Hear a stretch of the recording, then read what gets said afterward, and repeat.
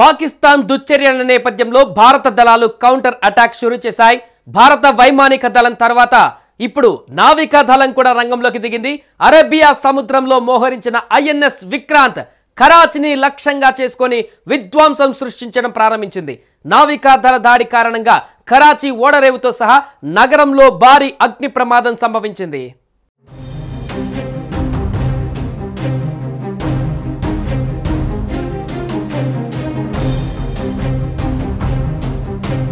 భారత వైమానిక దళం తర్వాత ఇప్పుడు నావికా దళం కూడా రంగంలోకి దిగింది.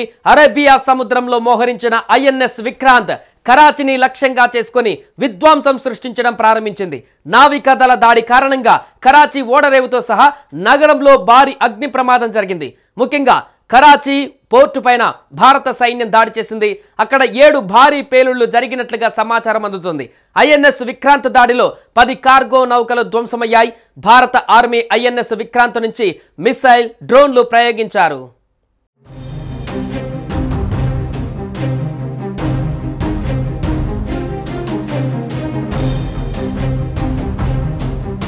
పాకిస్తాన్ నావికా దళానికి కరాచీ, ఓర్మారాలో స్థావరాలు ఉన్నాయి. వారి ఉన్నతాధికారుల ప్రధాన కార్యాలయాలు, యుద్ధ నౌకలు, జలంతర్గాములు మోహరించిన చోటు ఉంది. ఇదే ఈ 2 నావికా స్థావరాలను నాశనం చేయడం ద్వారా ఐఎన్ఎస్ విక్రాంత్ పాకిస్తాన్ నావికా దళాన్ని చాలా వరకు కుంగదీయడంలో విజయం సాధించింది. ప్రస్తుతం భారత నావికా దళ ఆపరేషన్ కొనసాగుతుంది. ఐఎన్ఎస్ విక్రాంత్ రంగంలోకి దిగితే అది మనుగడ సాగించడం కష్టమవుతుందని పాకిస్తాన్ భయపడింది. దీనికి కారణం పాకిస్తాన్ దగ్గర ఒక్క విమాన వాహక నౌక కూడా లేకపోవడమే. ఈ నౌక MiG-29K, కామౌ 32, MH-6R అడ్వాన్స్డ్ లైట్ హెలికాప్టర్లతో సహా 30 రకాల విమానాలు, హెలికాప్టర్లను మోసుకెళ్లగలదు.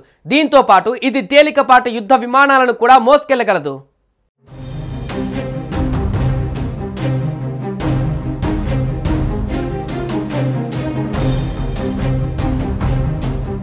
పాకిస్తాన్ నావికా దళానికి కరాచీ, ఓర్మారాలో స్థావరాలు ఉన్నాయి. వారి ఉన్నతాధికారుల ప్రధాన కార్యాలయాలు, యుద్ధ నౌకలు, జలంతర్గాములు మోహరించిన చోటు ఇదే. ఈ 2 నావికా స్థావరాలను నాశనం చేయడం ద్వారా ఐఎన్ఎస్ విక్రాంత్ పాకిస్తాన్ నావికా దళాన్ని చాలా వరకు కుంగదీయడంలో విజయం సాధించింది. ప్రస్తుతం భారత నావికా దళం ఆపరేషన్ కొనసాగుతోంది.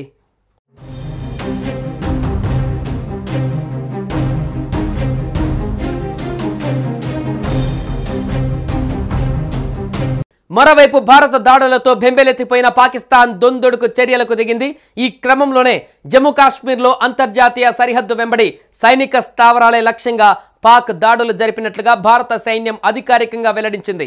జమ్మూ, పఠాన్కోట్, ఉద్ధంపూర్లోని మిలిటరీ స్టేషన్లను లక్ష్యంగా చేసుకొని దాయాది దేశం డ్రోన్లు, క్షిపణులు ప్రయోగించినట్లు ఎక్స్ వేదికగా తెలిపింది. అయితే వాటిని విజయవంతంగా తిప్పికొట్టినట్లుగా పేర్కొంది.